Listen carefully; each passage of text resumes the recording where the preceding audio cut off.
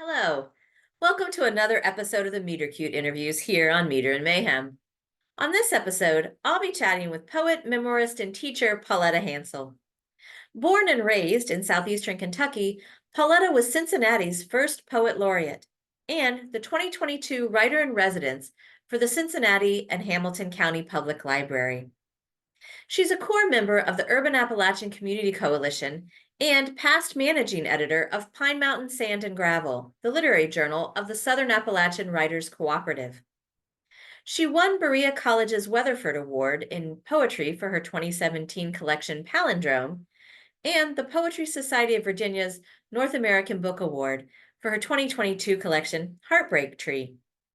Her most recent collection is Will There Also Be Singing, which is out now from Shadeland House Modern Press. Are you ready to get to know her work better? Okay then. Sit back, relax, and get ready to fall in love. Thank you, Jen. Well, I am looking forward to reading today from my two most recent books, Heartbreak Tree, which came out in 2022, and Will There Also Be Singing, which came out Saturday. Actually, it's pre-publication date, but as many folks know, those come a little bit early. So I'm very happy to have it in my hand. And then I'm also going to read a few poems from a manuscript in progress. But I'm going to start with poems from Heartbreak Tree, which is a book of poems that is about, as much as anything is about anything, the intersection of gender and place in Appalachia. This poem is called Dirt. What people in town remember about my family's home was the dirt in the fenced front yard where no grass could stay grown. Worn down by the feet of the kids Mom kept in the daycare where I worked too the summer I was 15 in my shorts and tank top. Sitting out on the rock wall that bisected the dirt of the yard from the dirt of the driveway. Once, an old woman driving stopped. I don't know how old is old. Maybe the old I am now, older than dirt, carved crevices around her mouth, to tell me she once had a waist like mine, steep sloping down, though her ass sat up higher. I have been thinking about dirt, or maybe the rock along the road I never noticed I'd noticed growing up there. Sandstone and shell striated with coal that always looked wet, even in summer. Grass a paler brown than the dirt, which, depending on where in the county you were, might be a gravelly, sandy, stony, silty loam. Maybe she said buttocks. Probably she said butt. I didn't know what to say to her. I had nothing to say. On the road out of town, Kentucky 15 to the parkway, to the highway, an hour to there, and you're almost to Lexington, where there's something to do, not sit surrounded by kids and old and dirt, rough, broken, mountainous, deeply dissected. I didn't know that I knew how the farther you got up the road, the coal is gone. There's clay in the rock, and the grass is greener. I mean, really, it is on the other side. So I wanted to start with that poem because it places the poems and it places me. When I was writing this particular book of poems, because I did want to really look at the experience of women and my family of women, especially in Appalachia, I started really thinking about my ancestors, particularly my mother and grandmother and great-grandmother. And it took me into a whole new area of work, which I want to talk about next. But because I happen to know that Jen has a particular interest, don't you, in grandmother poems, I thought I would read this next poem that is about my grandmother. It's called Story. There are actually a number of poems in this book that are called Story that are kind of woven throughout. Story. My mother said she never asked again who her oldest brother's father was. Granny didn't want to talk about it. That's all we needed to know. So I made stories in my head of someone kinder than my grandpa, his lips not folded thin inside a nighttime scruff of peppered gray. I wanted that comfort for her, if not in life, in memory, of a silken tangle of flesh hidden between tall rows of corn back in Virginia, where her people stayed. She never went back home, not even after Grandpa died, and finally she cut off her waist-length hair, let her daughter give her a home perm, soft curls around her neck. Years later, almost everybody dead, my aunt told me that old story. A widowed father stumbled drunk, grizzling himself into his daughter's bed. Her name was Etta. Before I knew her, 10 children had torn through that secret place her father had claimed. So as I was writing the poems that became sort of the core family poems of Heartbreak Tree, I remembered that a friend of mine, the late Danny Miller, who had been an Appalachian scholar and, as it turned out, amateur genealogist, had connected his family with mine through a lineage back to a Jamestown bride in 1621, all the way through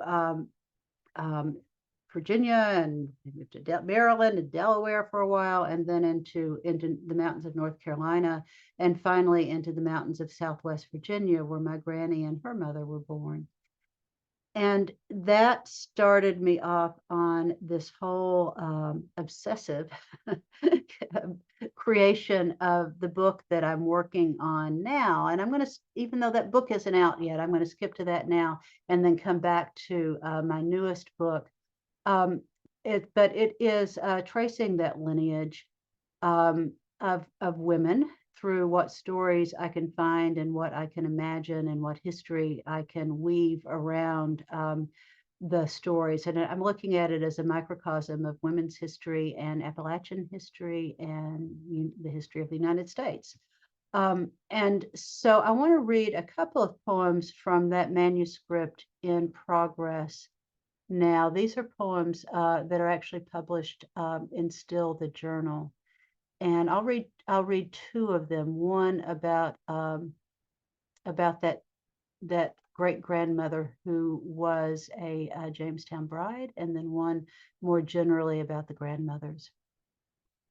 So this poem is called Margaret, Her Story. Margaret being the grandmother, the 10th great grandmother.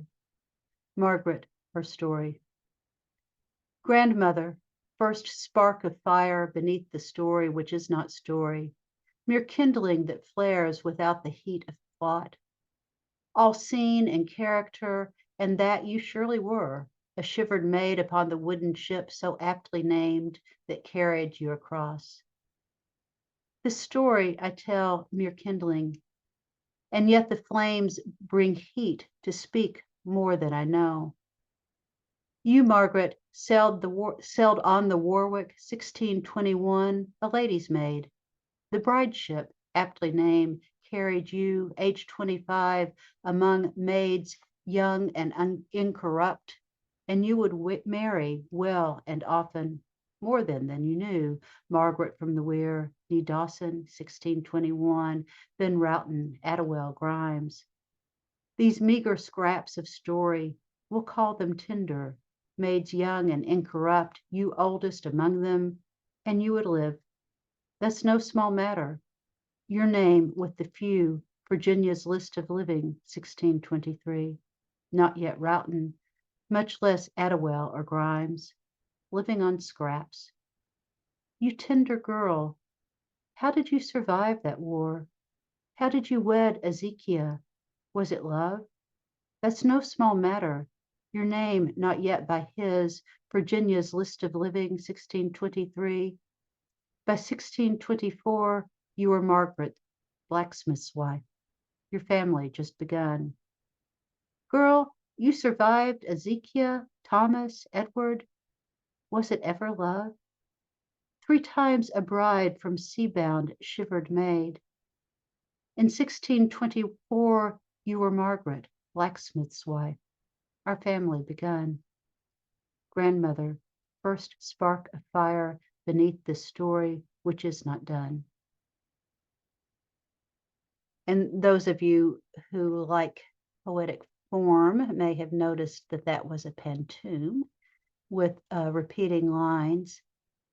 This next poem, which is the last I'll read from this series, is a list poem, and it carries us from Margaret to Etta. So from 1596, which is about the year that Margaret was born, to my grandmother Etta, who died in 1991. Facts about the grandmothers. One granny was a granny woman along the York River, tending after birth in 1646, one whose water scalded her. One granny at my birth in 1959 came unbidden to tend her daughter at the breaking of her water, only to see her swept away behind cold metal doors.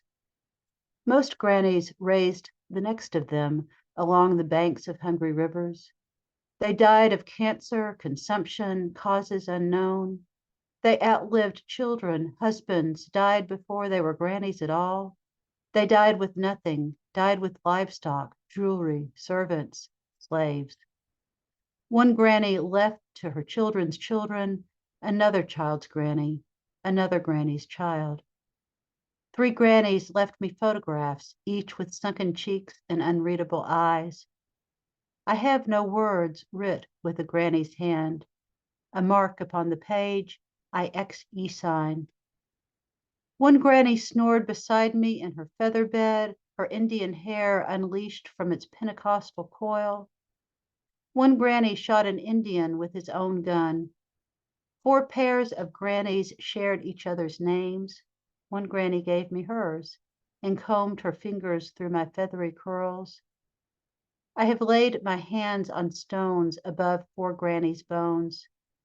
3 grannies more lie beneath salt water's rising tide. 2 grannies, mother, daughter, lay beneath the same man's husband, father, grunt and thrust, pushed from their body, that same man's sons. Some grannies, I don't know, I don't know, I don't know, not even a name. And I'll end with a poem from my newest book, which is just out, Will There Also Be Singing, which is somewhat different than my other books, which are much more sort of, my previous books are much more in sort of the personal as political, looking at personal stories and how they relate to the larger world. This book really does start with the larger world and is very much in the kind of documentary poetry framework, where I am looking at events that are often outside myself and often using other people's voices as a way of telling the stories. And so I'm going to read this last poem, which is taken from Facebook posts the morning after the horrible flooding in eastern Kentucky in 2022. Aerial view of catastrophic flooding in eastern Kentucky. Quicksand, Bulin, Neon, Heiner, Martin, Feisty. This is our place in Hueysville. This was my mother's house before she passed. Samantha's sister's house is by that blue bridge. Anyone know anything about Fugate Fork Road? Stringtown, Ajax, Isom, Pinetop, Dwarf. This is my cousin's house. My mama's house is on the left. That bridge is about 8 feet above where the creek's supposed to be. Isn't this Mary's house? This is the mouth of our holler. The red arrow was our road in. Nick's Branch, Jake's Branch, Trot. If you zoom in where the white car hood is, my home is there. Rowdy, Wayland, Noble's Landing, Cowan Creek. Oh my God, this is Pigeon's Roost. Hindman, Buckhorn, Chavez, Krypton, Garrett, over toward Pound. Y'all, this is my hometown. This little tree and God kept us alive this morning. My daughter swam with her dog to a neighboring rooftop. Does anyone know about Kite, Kentucky? Caney, Possum, Airy, Lost Creek, Hardburley, Trace. Dad and my nephew are neck deep. They need help, please. We lost the farm animals and 5 cats. Lost my chainsaw, so I can't even work. You need to understand the nature of the topography. Add to it the strip mining, climate change, political neglect. We have lost everything again. We have warm beds, clothes, and toiletries available. We have hot showers and food. Anyone trapped in downtown Whitesburg is welcome to come. We need help, and I'm willing to help anyone in the same shape we are.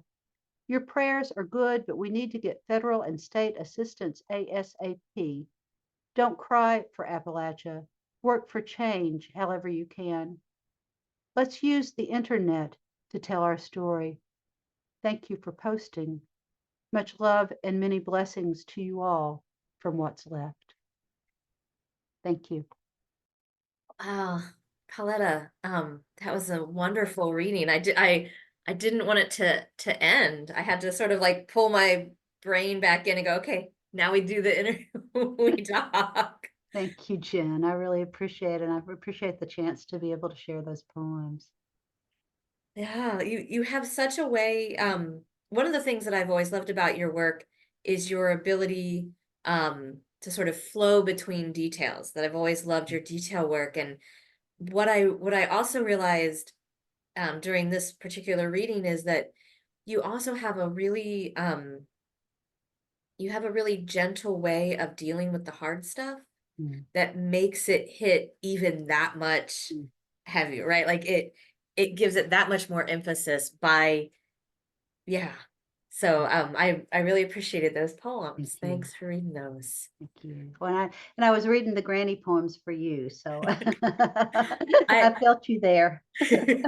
I appreciate that. And we're gonna do a little bit later in the year, we're gonna do another sort of side podcast called Granny Love, where I interview people specifically about their grannies and have them read poems. So I'm gonna be probably coming your way again, Pauletta. If That'd be great. if I have a lot of I have a whole book full of granny poems, unpublished book, but a book nonetheless. they're very important. They're very important. Um, so I'm wondering, thinking about your work, is there a poet that you or poets that you really love, that you feel like have really influenced your work and that you just really love? There's there are so many, and I'm not going to tell them all, but I guess I want to focus a little bit on the poets who have affected me more recently, especially in terms of thinking about the newest manuscript that I'm working on.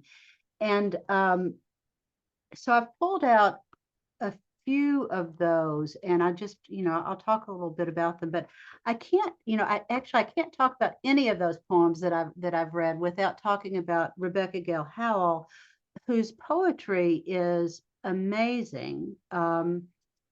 In its you talk about detail and specificity, but in its specificity and its rhythm and its really sharp eye and honed voice. And Rebecca has been my mentor for several years, but particularly over the course of writing Heartbreak Tree. And so I don't, I know that that book would not have come into being without her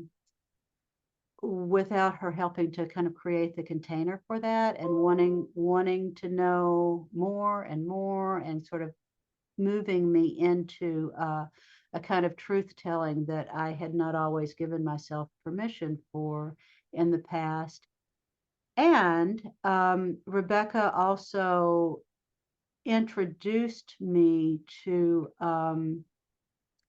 the idea of documentary poetry, which I mentioned a little bit in terms of talking about my newest book, and also helped me understand that what I had always kind of seen as being my poetry party trick, which was being able to take really sort of disparate voices and put them together through centos and sort of the creation of group poems into something that wasn't just a party trick, but something that would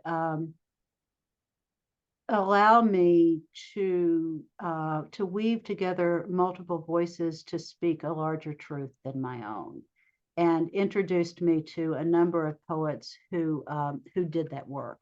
And so I'll just, I'll talk a little bit about some of them.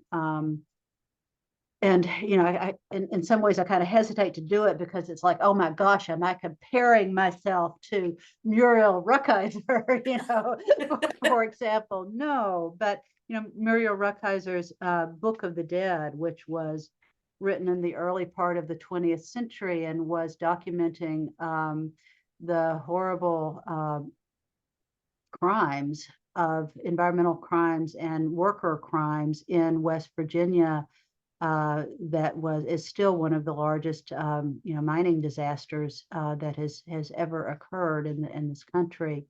Gave me a kind of permission to look at those stories that weren't my own and to weave in language that came from legal documents, that came from letters, that came from all sorts of sources, historical sources that she found, to be able to create a larger story.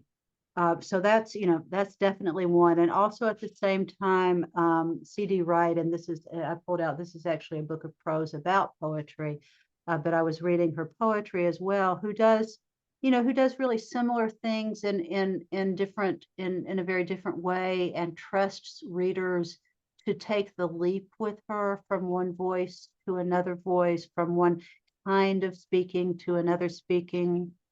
And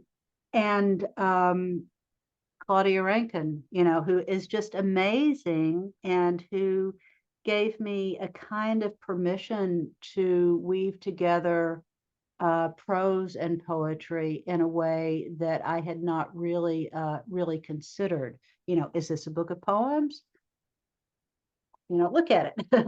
But yes, it is. It is clearly, because of how it uses language and metaphor and juxtaposition and in music and all the things that we think about in terms of poetry, but it does it in such a way that it allows whole blocks of prose to be there woven in.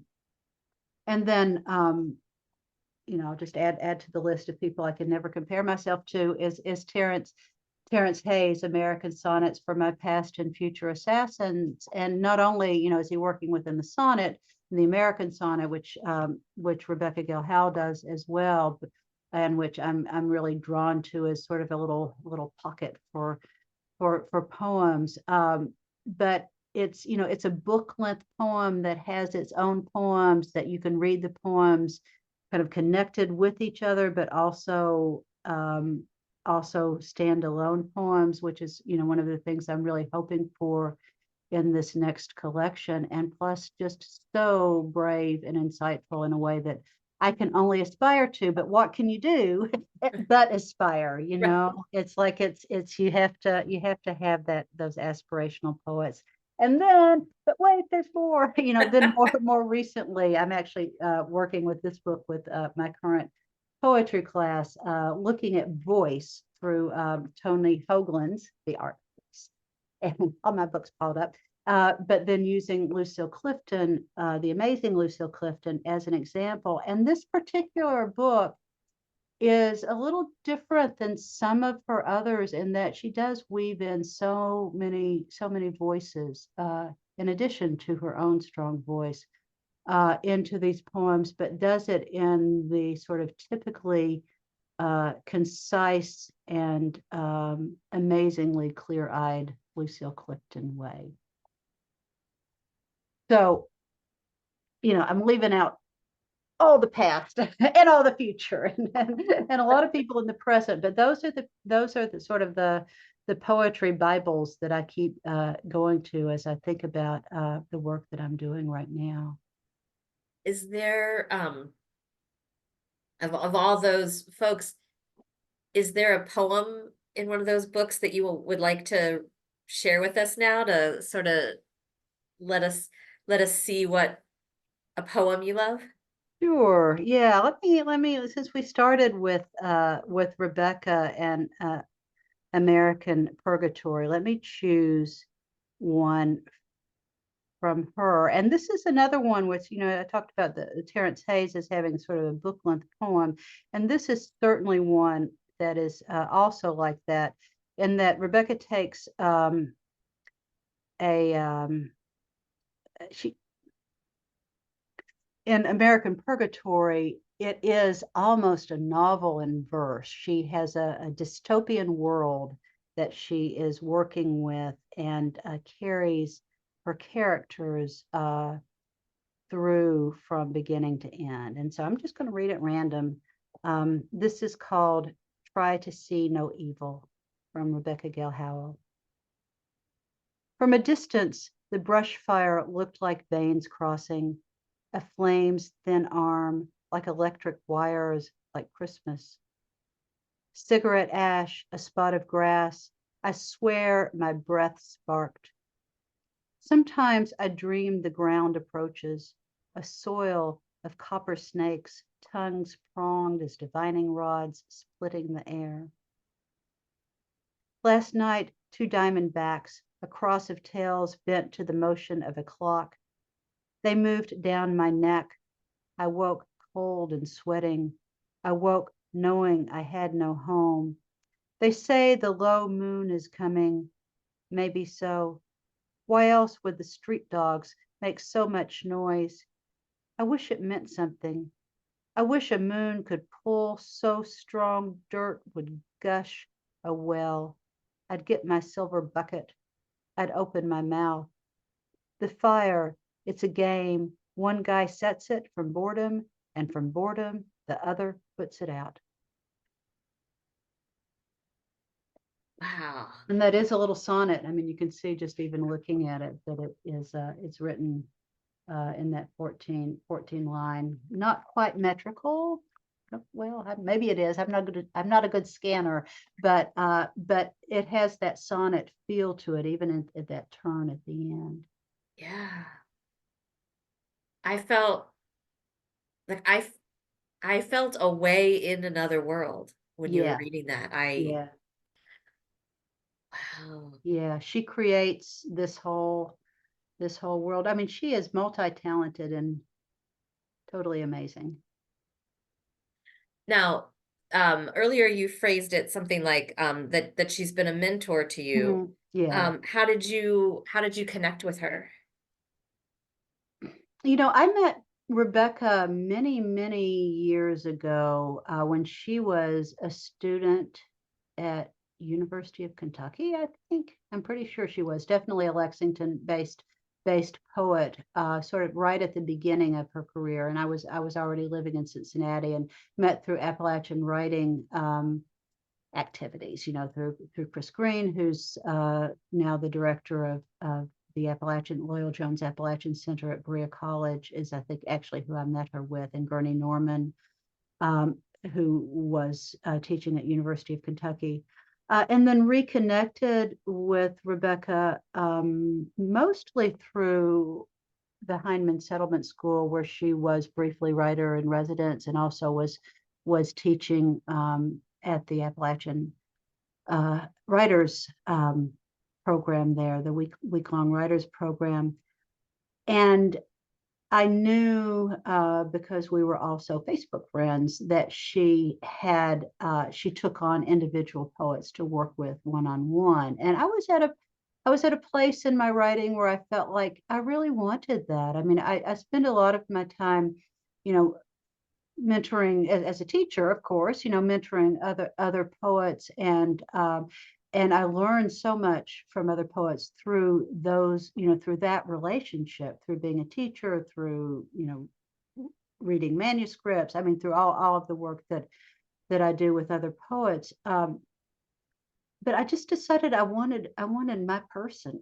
It's like I wanted to have someone who was willing to do some of that for me as well. And Rebecca was just amazing. she still is amazing, but she was, the mentoring relationship was amazing in how, even though I already had an MFA, I felt like I got my second MFA with with Rebecca.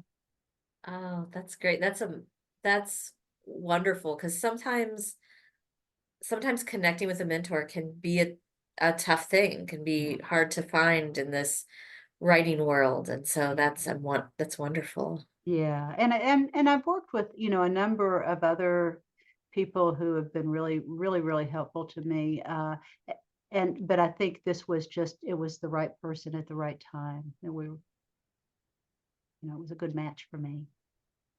Excellent. And you mentioned the classes that you teach, and that made me remember that there's not only like single poems, but there are like whole books that have come from classes that you've taught. I'm thinking about Wendy McVicker Mhm. and Kathy Lentis's Stronger When We Touch, because that Right. started in one of your classes, right? Yeah, that did, and that was during well, I'll back up a little bit. Right before the pandemic, I was teaching my From Draft to Craft class, which I've been teaching for about 12 years now, and had decided to do epistolary poems, to pair up the poets up with each other to write poems back and forth as a way of kind of learning about voice and subject matter, all of that. And we began with our first class on, say, March 5th, 2020. Oh, Yeah, exactly. And then, of course, it's like, will we have another class? Will we have another class? Well, we didn't.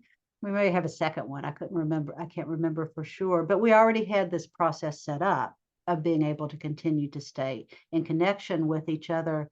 And so my book of poems, Friend, came out of that experience of, it was my side of the conversation between myself and about three other poets that I was corresponding with, um, via email, but poems via email during that time, and decided as the pandemic went on that I just missed people so much, didn't we all? And so I taught myself how to use Zoom. I imagine you probably did, and during the right. pandemic too, and started doing online classes. And one of the online classes was an epistolary class, which both of those poets took, and Kathy and Wendy, and decided to create a book from their exchange. And then I also do teach a manuscript development class. So poets, I do that periodically, that not on a regular basis, but a number of poets will come with together. We'll get together with like about four other poets, each with a draft manuscript, and work together to hone it into eventually a finished piece. So Oh, yeah. that's excellent. So you give so much to the writing community. I love hearing about it. Well, I get a lot too. I mean, and that is definitely true. I think it's an ecosystem, and what you put in is also, part of how you can take the nutrients you need from that as well. And I know that my own books would not exist without my classes, because I have to give really good prompts, because it's the only way that I'm able to write myself during the time that I'm teaching. I I can feel that. So, what kind of advice would you give if you could go back in time to some earlier version of yourself? What kind of advice would you go back and give to yourself? Mhm. Well, I've been writing since I was 12, and actually published some poems as a very young woman, through the Appalachian writing community, which was just starting to, kind of name itself during that time period. And then I stopped writing for a period for 10 years in my 20s. And I think what advice I would give myself to at that time is still the advice I would give myself now. And that is to really lean into community. That while we might think we write alone, in fact, it is this whole, web of others who, whether they are, you know, people we never have the opportunity to meet because they are before us, or they're people like Rebecca Gayle Howell who, who provide that really direct holding through the web. That we are all dependent upon each other, and we need to find the people who can help support us, and whom we can help support, during times when it feels that writing is not there for us. And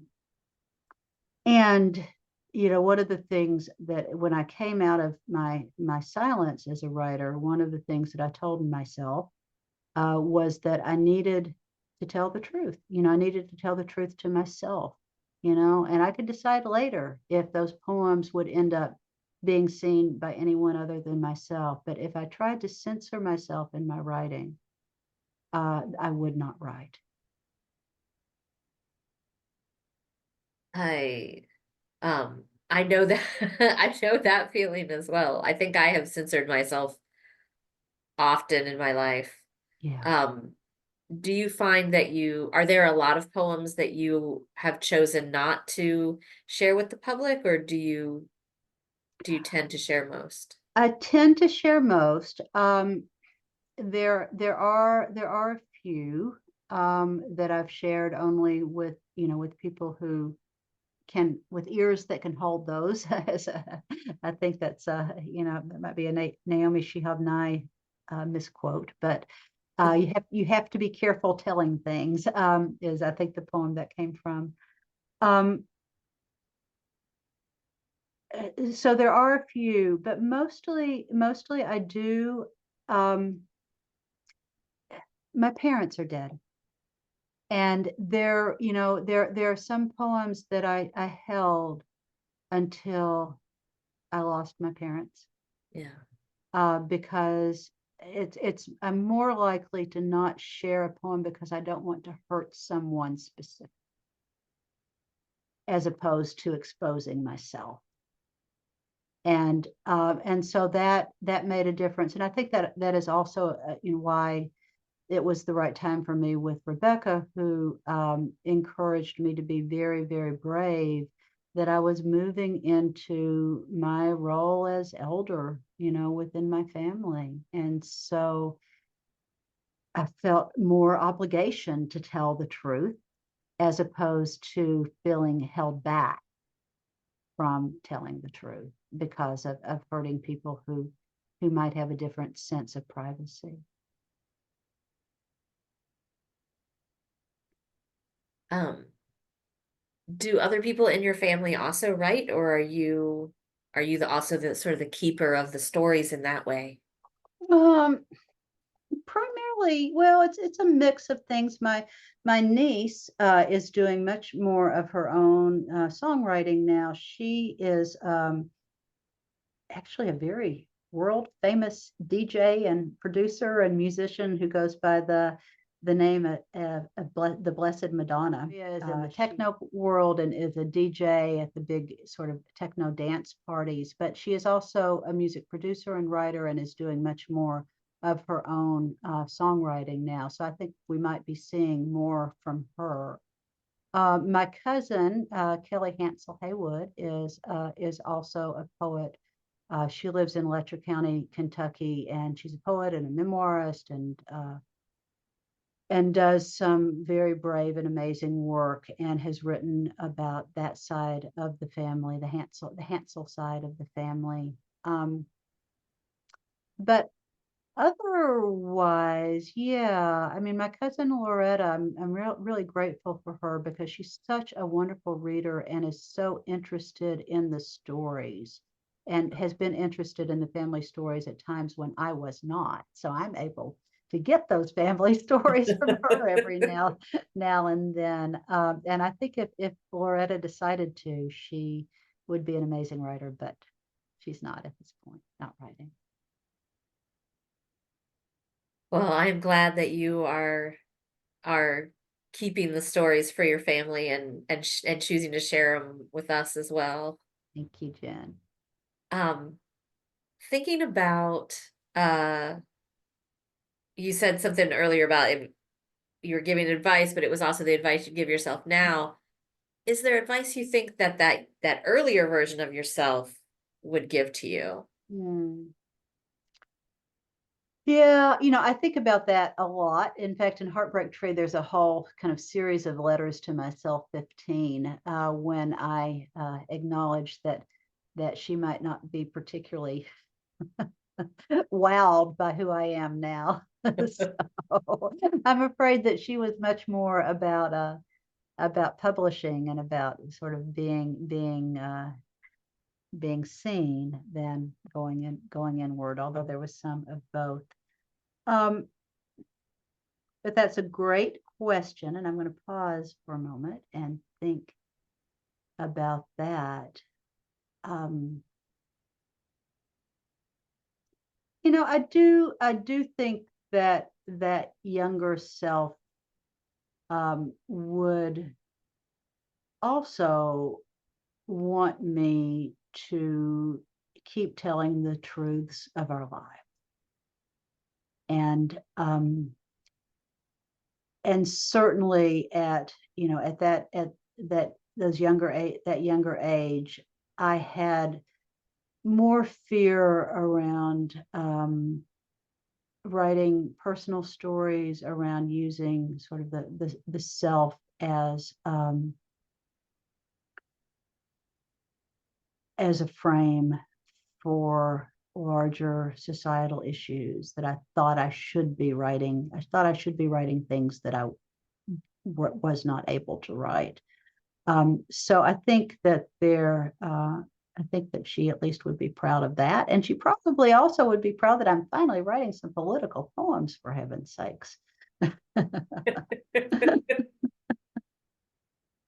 That's good. I'm it's always good when we can make our younger selves proud and feel we're doing what we should be doing for sure. Well, thank you so much for coming on today and chatting with me. I've loved talking about your family and hearing your work today. Thank you, Jen. I really appreciate having this opportunity. You do great work on this show, and I'm so honored to be part of it. Oh, thank you. Wow, what a fun interview that was. I hope you had as much fun listening as I had talking. And because I love a good granny poem. Um, yeah. You know how sometimes I get a lot in my brain and I can't really talk? Definitely having one of those days. Recording this interview right after I got off work, and some days that works really well when I do that, and some days I have sort of a tougher day at work and it's harder to it's harder to think. So thank you all for being patient. You get what you get, I guess. But you know what I think you guys should get? I think you should get to hear another of Pauletta's poems. Because the new issue on the day that we're recording this, which is about a month before it comes out, um, the new issue of the Ohioana Library Journal had a feature on the Women in Appalachia project, and also specifically mentioning their Women Speak anthology. And they have one of Pauletta's poems to highlight that. And so I want to read it to you. And it's called Distraction. And it's when she said that she liked C.D. Wright, I was like, okay, I get it. Because I'm thinking about this particular poem. Can you actually see it? Yes, I'm that age. I printed it. Um, yeah. Can you see how it looks on the page? Doesn't that look cool? And the way distraction is done is there's that slash between dis and traction. And you'll see why that's so clever when I read you the poem. Okay. I'm going to read the poem now. Okay. Distraction. Dawn asunder, dragged as by tractor, a poor mad soul so driven, or split, as in, I was of three minds, like a tree in which there's an iPhone, a book, and down below my body, rooted still in good dirt. Not good. Ah, yeah. When she said that C.D. Wright was one of her influences, I thought, could tell that. And some of the other ones too. And I love Muriel Rukeyser, as well. So many good folks got mentioned in this interview, and I hope that y'all are ready to put them on your TBR list, or maybe your TBRS list, to be read soon. Can we have a TBR and a TBRS, like start, because I tell you, after each of these interviews, my list just grows and grows, because I'm not really familiar. I know a little about Rebecca Gayle Howell's work, but not as much as I now want to after hearing Pauletta talk about her. And I hope that you guys want to go out and check out her work too. I'll make sure to put some links down below in the description. Or I guess if you're listening to this on Spotify, off to the side. I don't really know where the descriptions show up on that. Okay. Thanks for stopping by.